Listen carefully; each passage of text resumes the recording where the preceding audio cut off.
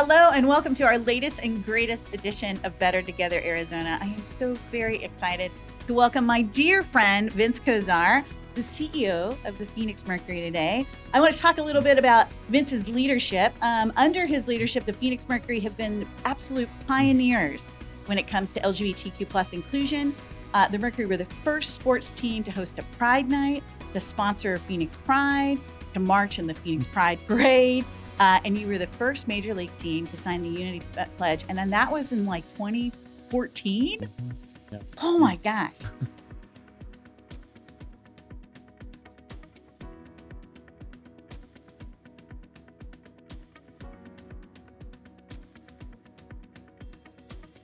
So you have just been pioneers, and we're so grateful for your leadership.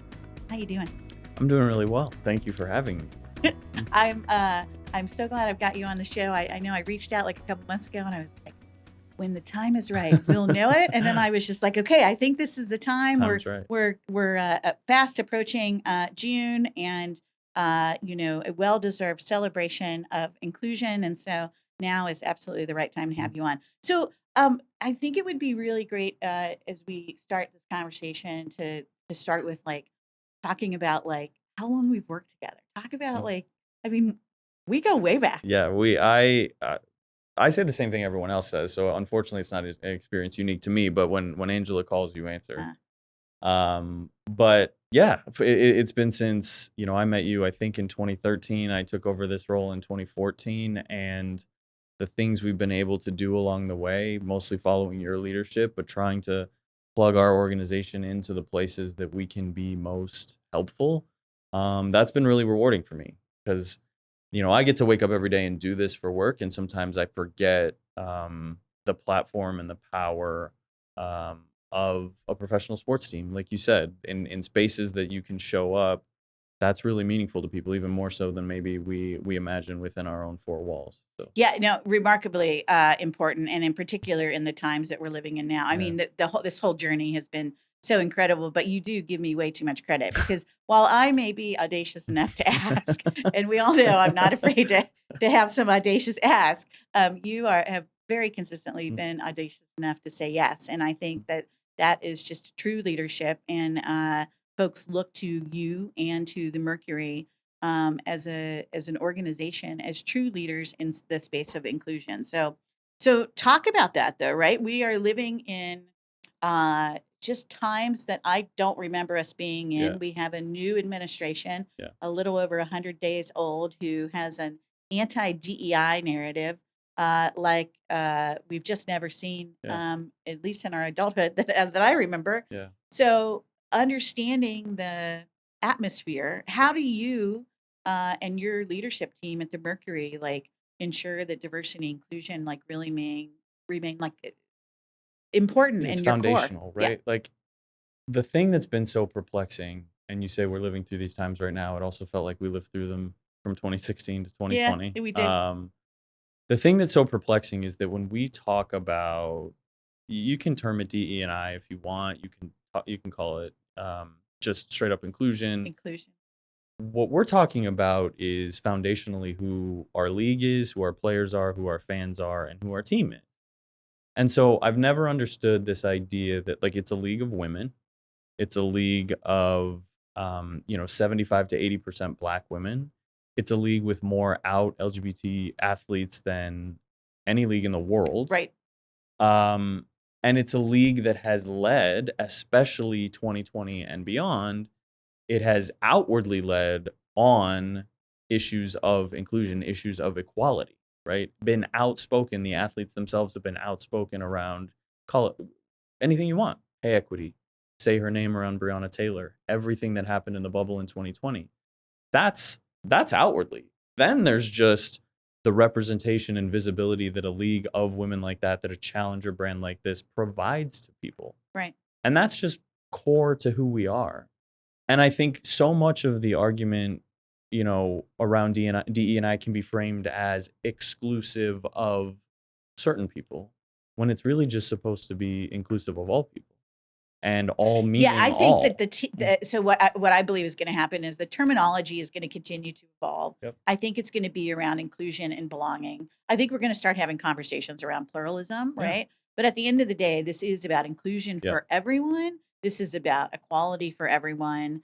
And you and the Mercury and the league and the Yeah. makeup of the league has just naturally presented an opportunity to lead on discussions around inclusion. We fill that space authentically, but I also think if we're going to say it's also a business, right? Right. Another thing that I've learned from you, if we're going to say all, right? If we're going to You say better it's mean all all. fans, we better mean all. And when I call out those groups that we represent and provide visibility for, it's for everyone, right? We want all basketball fans. We've seen this explosion in the WNBA the last 2, 3, 4 years, not just the last year, by the way.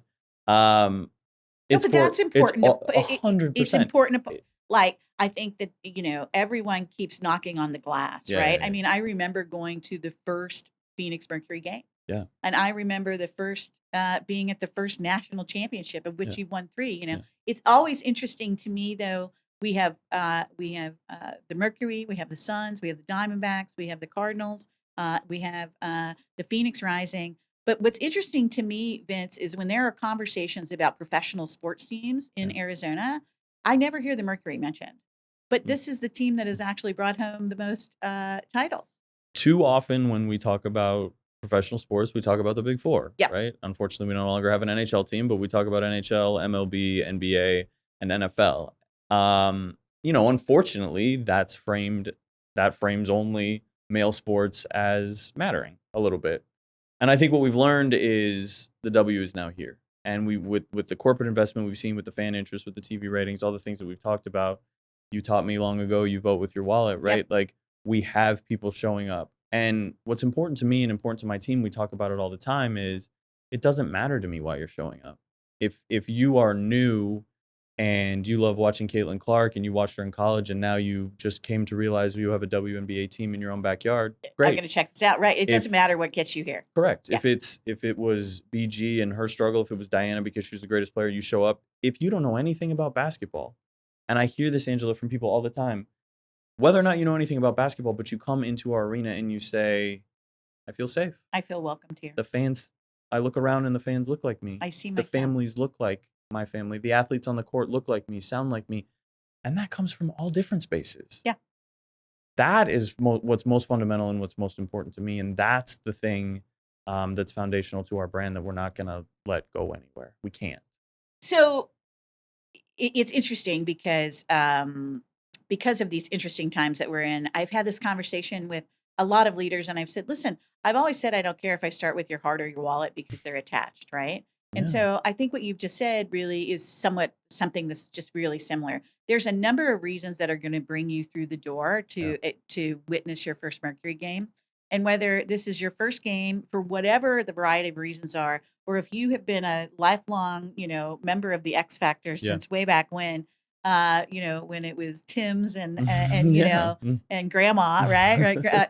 I saw Jennifer Gillum up from afar at a restaurant like not too long ago, and I was just like, you can't miss her because she's like twice my height. One of the greatest ever. Yeah, and so great. She just gracefully just walked through the space she was in. But what matters is that you're here now, Yeah. right? And I Yeah. think like there was such an uproar and around Caitlin Clark coming into the league. Yeah. And I'm so glad that she's put new eyes on the league. Absolutely. But what matters is that people stay, right? Yes, Like, sure. again, whatever your reason is. And that's always been the confidence. I've Yeah. told people for 20 years, the confidence of our brand has always been, it's never been a challenge to get you to come to your second game. It's just the first. Because once you're in the door, once you experience the atmosphere, the athletes, the level of play, all those things, like the inclusive environment, like you're going to come back. It's always been the first. And so, but that's incumbent on the brand that we were talking about in the warm up. That's incumbent on the brand to authentically show up in these spaces. Because if your heart is connected to your wallet, I can't just try and grab at your wallet at the expense of your heart. It can't be just a transactional, piece of business, right? And if I'm going to convince you that this is what we're about, we have to actually be about it. I was on a panel, the Women's Final Four is coming to town in 2026, and I was on a panel at ASU, and one of the students asked, she said, I worked for this brand at the Men's Final Four at a pop-up. And she said, my question is, how do brands make sure that if they're showing up now for the Women's Final Four, that it's not seen as performative? And the point that I made to her specifically around, she basically, how have you done that with the Mercury? And the point that I made was, if you've always been about it, you don't have to convince people that you are about it, right? It's just real. And so if you're showing up authentically through those spaces and that's what people come to expect, we certainly can't pull the rug out from underneath that either. Like yes, it's authentic, but yes, a responsibility comes with it too. So talk about that responsibility, because we are living in these really interesting, heady times with a new administration that has just this anti-DEI rollout that is impacting schools. It's impacting just everything it possibly can with some of the president's executive orders. How do you remain authentic and show up in this space when it's really, really windy out there? I guess my answer would be like, look, I'm well aware, right? We are a naturally progressive brand. So it may be easier is not the word, especially right now, but because it's more core to who we are, it can be more natural. I get that. I think it's more natural, but I don't take that away in any way, shape, or form. I think that there's an expectation because of the brand and the makeup of the W that you all will be out front. To lead. Yeah. You have to lead. And that's what we're going to do. Like, I think sometimes the simplest explanation is the right one or the most accurate. And it's, what choice do we have? And I don't mean that in a like we're powerless way, but like, what choice do we have but to show up for our athletes, for our fans? Thinking of the Nike slogan, Right. just do it. Like we just have to do like, this, what right? choice do we have? Obviously it's never been more important, but my hope is that if it's authentically who you are and it matters to the core of who you are and you know the difference between right and wrong, you're not going to that stop it doesn't being who you matter are. if it's 2014 or 2025. Yeah. Hopefully we get to 2030. We're not having these 30, conversations 20, anymore. Just keep going. Okay, so talk about, I mean, how long have you been with Mercury? I've been with the Sons and Mercury organization, which is now called Player 15 Group, for 21 years. I've been in this role overseeing all of our business operations with the Mercury for 11. So talk about what you've learned from the Mercury's LGBTQ plus players and fans and how that's influenced your leadership. I mean, I can't even quantify it because it's you forget when you get to interact with someone every day. A Brittany Griner, a Diana Taurasi, any of the incredible athletes that have come through. When you get to interact with someone every day, you forget the people for whom they are, for lack of a better word, a beacon, right? Like seeing, for some people it was BG, for some people it's Diana. Pick your athlete here or in other teams. They look at that player and they say, I can show up as myself because I've seen them do it. Like it is okay. I am A, not alone. I am B, not unique in the sense that other people have gone through this before and survived it, right? And they look at them and say, I can thrive, or I can show up as my authentic self, or I can have a wife, or I can have a family, or I can present androgynously, or I can, BG, I can, even our athletes, so often it's like, I can be gay straight. I can be comfortable in my own skin if my frame is 6'6" or 6'8". Like, we take that for granted that not everyone feels like that. And so I tell people all the time, like, make it our Pride Night celebration specifically. I want the fans there to feel welcome. I want our players to see us showing up for them. I want the storytelling to be right. I want to connect our fans to organizations like yours who are doing the work in the community 100%. But what I really want is the young athlete at home, or the kid at home, or the person who hasn't been exposed to it and thinks to themselves, there's something wrong with me. There's no space. I love basketball, but there's no space for me in basketball. I love going to that arena, but I could never bring my full self to that arena. I'm a gay person myself, but I've never seen a team logo turned rainbow or a team logo next to I want those people to see it and say, to aspire to not only go to it, but to know that there are safe spaces and there are welcoming spaces. And so as much as it's for everyone who goes and buy your tickets June 29th, it's for the ones who haven't been there yet, because we were there. Right. We were there. No, it's interesting. I'm listening to you, and always I knew this was going to be such a wonderful conversation because you're so eloquent, and I have all of these flashes of memories running through my head as you're speaking. One of the first things that I thought of is our two nieces who, we started bringing to Mercury games when they were very, very young Yeah. because we wanted them to know that they could grow up and they could be professional athletes if that's what they aspired to be, right? And their mom's gay and their aunties are gay, and we wanted them to know that their family looks like other families, and how important it was for Sherry and I to bring our nieces. And now that they're adults, right? Those are some of their fondest memories, and they're like, we need to, every year it's like we need to go to some Mercury games because it reminds them of their youth, and just knowing that they were safe to just be exactly who they were, and our family was safe. And what the extension of that also is, we say, we want it for all. I love that for your nieces.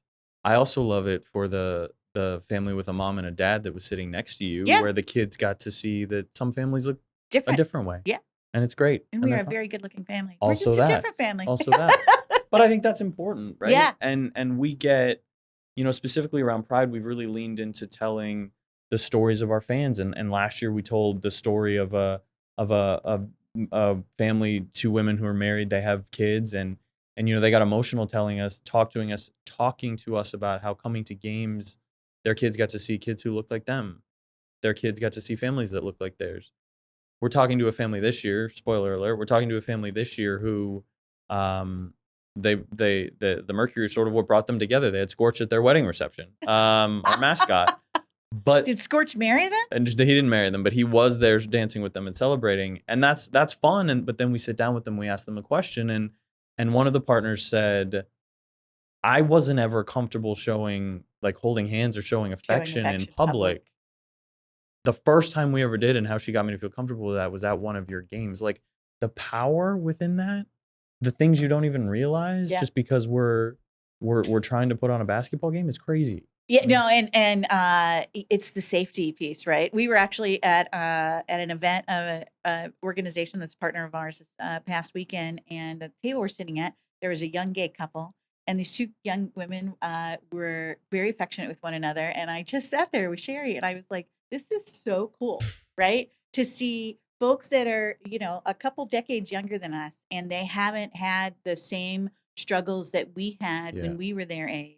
And they are so comfortable just being themselves and being together and presenting as a couple in this huge event that has 1,200 people and everyone's all dressed to the nines and whatever. And it was just, you just kind of, it was one of those moments where you step back and go, okay, we have to remind ourselves of how far we've come. I think in particular in difficult and more adverse times, right? Well, it's interesting that you say that. Not my podcast, but I'm gonna ask you a question.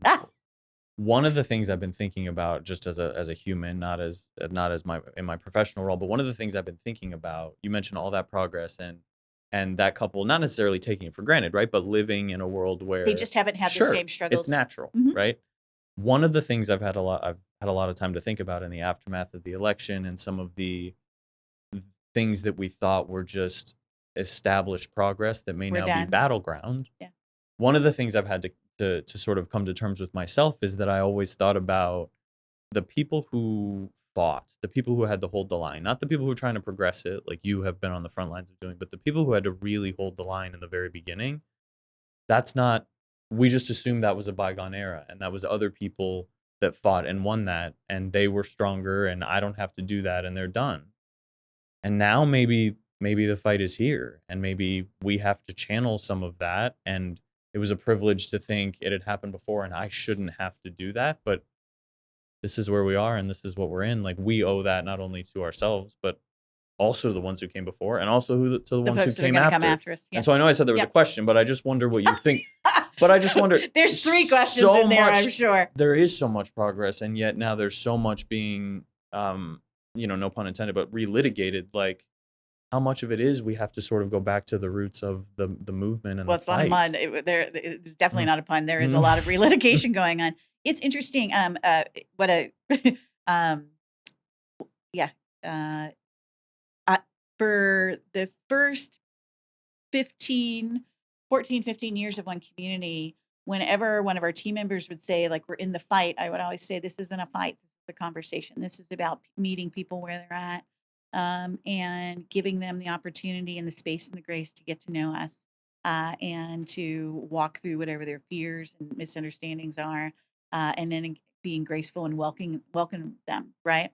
And this year, it's a fight, Yeah. right? And so the vernacular has changed, the situation has changed.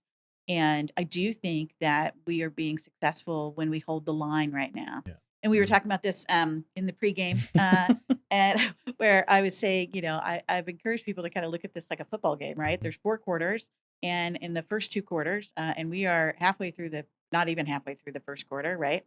Oh, almost there. Almost. Oh, please, dear God, help us. But our job in the first and second quarter really is to hold the line as much as we can, and to ensure that the least amount of damage is done. Yeah. And then we get to halftime, which is the midterms, and then hopefully we get to bring in a fresh team, some new folks off the Yeah. bench, Yeah. right? Mm. And hopefully we're able to stop the reversal of protections that are already in Yeah. existence. And I do think that there are some potential bright spots to actually Yeah. move forward. Like, there is a scenario where midterms could go the way we need them to go to finally get equality and fairness over the line in 2027. It is far from certain, but there's a scenario that I can imagine and say, you can absolutely see how we could get here, right? And so I think that's one of the things that should give us all hope, right? And help us really, really remind ourselves of how resilient we are as a Yeah. community and as human beings. And that is, progress is, it's always like this. It's back and Mm. forth. It is 2 steps forward and 1 step back. It's unfortunate that we're in the 1 step back Sure. part of this discussion right now, as we really work towards becoming a state and a nation that celebrates and respects and protects everyone equally. And I think that there is opportunity in this time, this adverse time, for all of us as individuals to really, really do a gut check Mhm. and say, am I willing to lean in, and am I willing to Yeah. collaborate? Because this is going to take collaboration and creativity, and it's going to take a whole bunch of courage.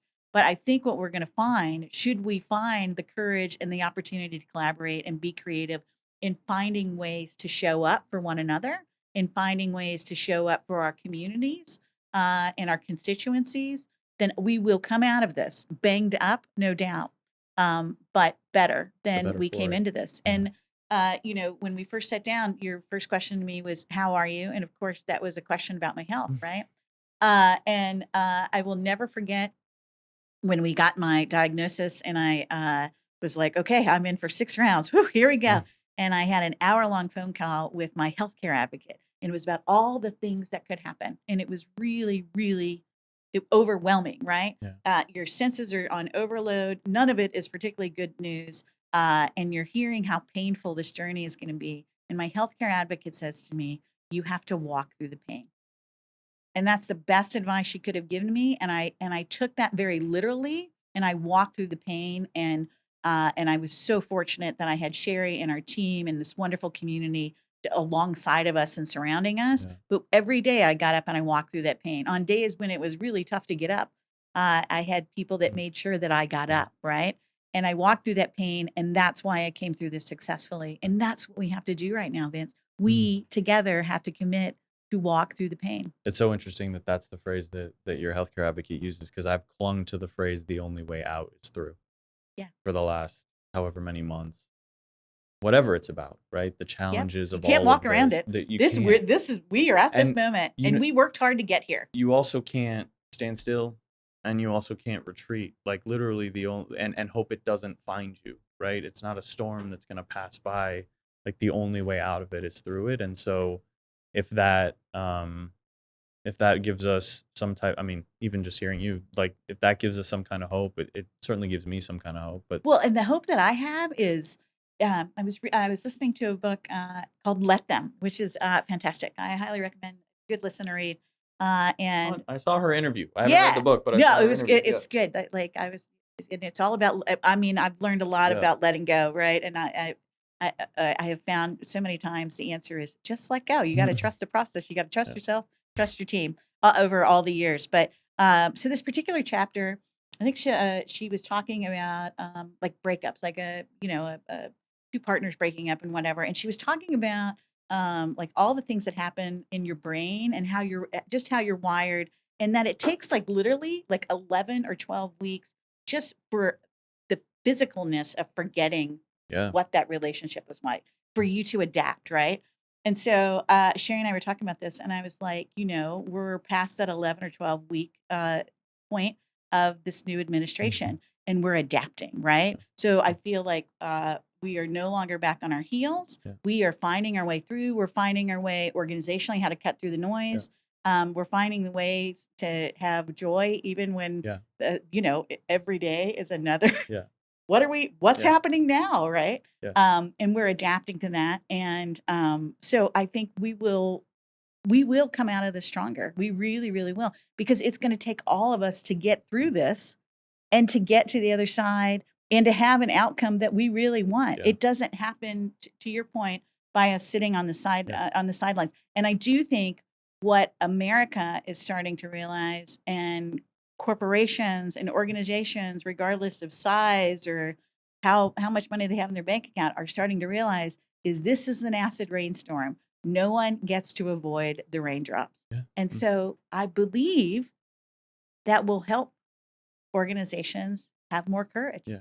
And I think, not to take it back to your analogy of the football game, we'll make it a basketball game. It's a but basketball if game. it's a 4-quarter basketball game. But in the first quarter, it's so important that this is the most important Pride night we've ever done, Yeah. right? It's the most Don't let important them run up Pride the score month on us. we've ever done. Like, just to show up like that and to say, it's not a statement for anyone else. It's just a statement of who we are and a statement of purpose at a time where it's really important. And you and I actually had this conversation. Originally, ours was scheduled for the same night as the Diamondbacks, which isn't the end of the world. It's a Friday night. We have both of us have great fans. There's not always a ton of overlap, so it was going to be fine. But the more we thought about it, and the Diamondbacks announced theirs first, I should say. The more we thought about it, the more we thought, what more important time for there to be two in the same weekend that everyone could attend? We I need went to this one on right Friday, now, right? I went to one on Sunday. Yeah. Instead of we wake up Saturday morning and they're all done. No, we wake up Saturday morning and there's another one. I think We it's get a important. day off, and then we Let's get do it it right. again. Let's do it again, Yeah. right? No, I'm so glad, and I really hats off to both you and the Diamondbacks, because I've always been a big believer that you find out who you are when you're vulnerable, and we as an LGBTQ inclusive community are really vulnerable right now.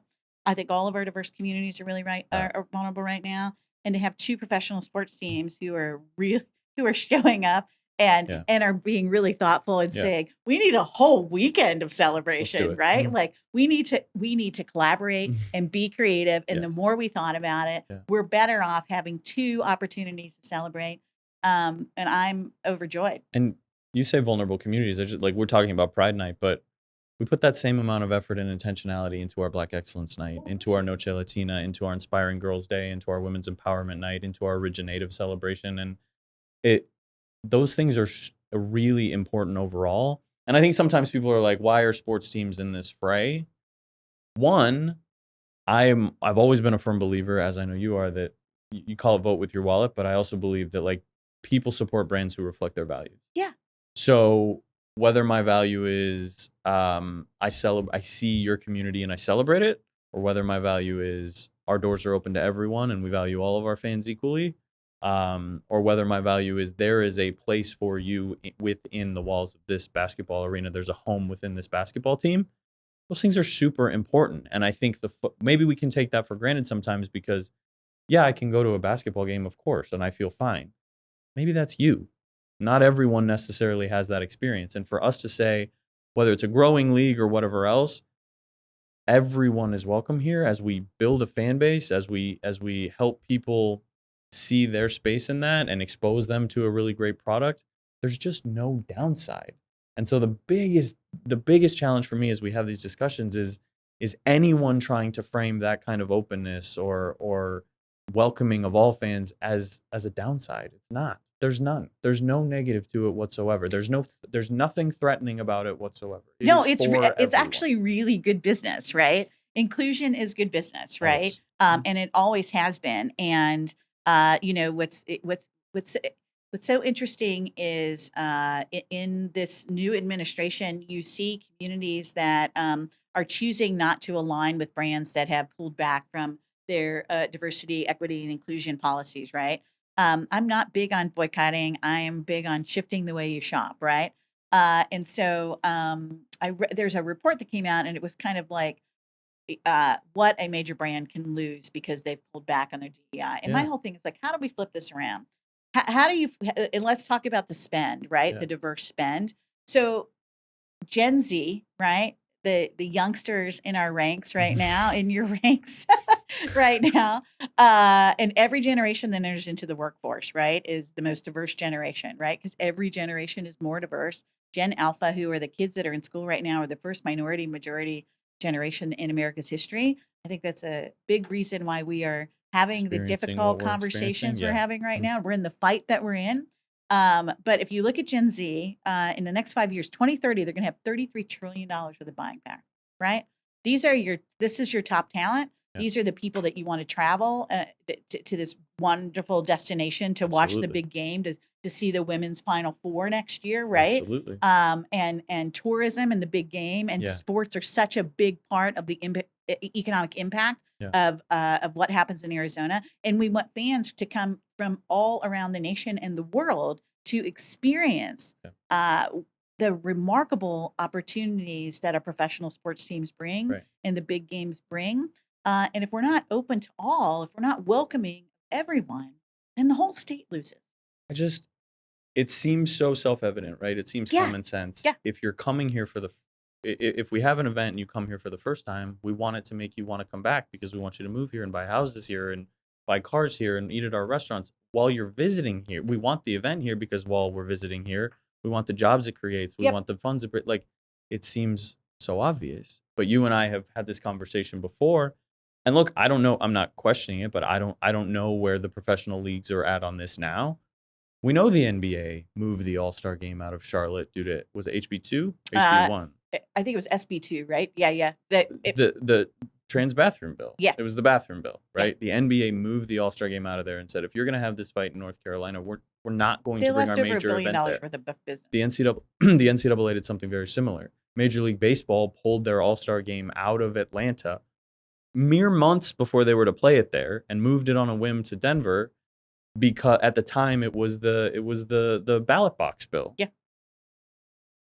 Sports leagues have always been a part of this conversation, not only because of the attention and the platform they have, but because the players within them care about these things, and they can't operate, in my estimation, outside the values of a group within them that has the most Their agency, constituency, right? Yeah.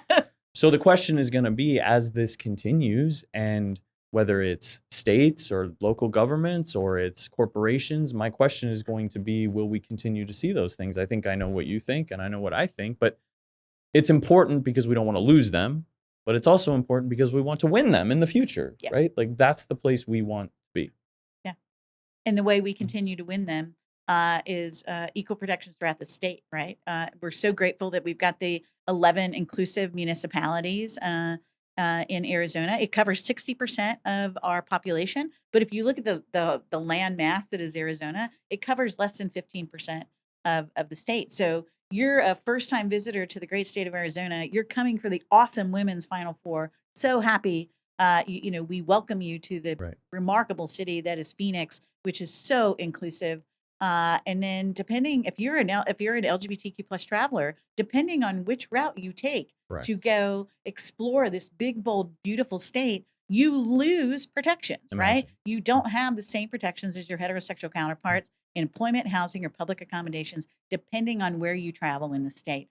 That makes no sense, right? Your rights should not depend on your zip code. And to your point, we want to make sure that we are always, it's more competitive to get the big games than ever before, right? I mean, you have the new stadium, a newer stadium in LA. You have the newer stadium in Vegas. I was fortunate to go to the Vegas Super Bowl. I got to tell you, no disrespect, Vegas. Nobody hosts the Super Bowl like the great state of Arizona. I mean, hands down, just like not just nowhere near. Yeah. We really we have we get it. We understand how to host Yes. these big games here, and you never want to put our opportunity to get games in jeopardy because we have ridiculous bills that are trying to harm people. We want to protect people. Yeah, protecting everyone is the right thing to do, number one. But it's also it's an imperative for a sustainable future for the great state of Arizona. Everyone is so excited that we have time on semi here. $165 billion investment. Remarkable. We were overjoyed to have time on semi sign the Unity Pledge at last year's Spotlight. So excited. They want the best and the brightest, right? Talent matters. And young people are diverse and overwhelmingly want to be aligned with organizations that share their values, right? So they're voting with their resumes. Yeah. Right?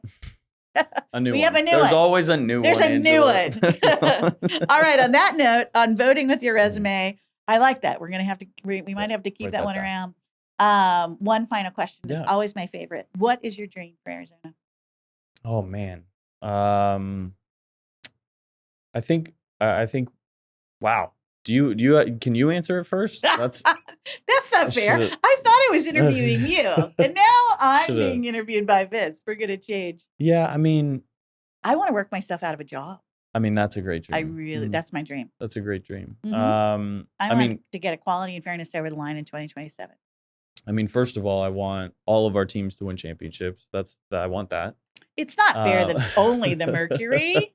I want all of our teams to win championships. And of course, the Diamondbacks brought one home. Diamondbacks, Suns, Cardinals. No, I want it to be a place where people feel seen. I mean, we've sort of built our theme nights this year around the concept of safe, seen, and celebrated. Like I want people to feel safe. I want people to feel seen. I want there to be opportunity for everyone. I want there to be common sense solutions to problems. I don't want people scapegoated. Like this is 100 million. This is 100 million things that I want for Arizona, but I want it to be a place that reflects the values of a lot of the people here and values that come from a place of love and support rather than fear and exclusion. Because I do think if we cut it the right way, the pie's big enough for everyone. And I think we've let a lot of people convince us that we're in a fight over the pie. And so that's really what I want, because this, I grew up in Kansas for a little bit, in Kansas City. I went to school. I went to elementary, middle school there. It doesn't matter. Point is, I've spent almost all of my life in this state. I went to college in this state. I've been an adult in this state. It's as good as people say it is if we treat each other the right way. It's a wonderful place to go home. Yeah. I just want us to live up to our potential and treat everyone fair. Yeah. Good to see you, my friend. Thank you. Thanks for having me.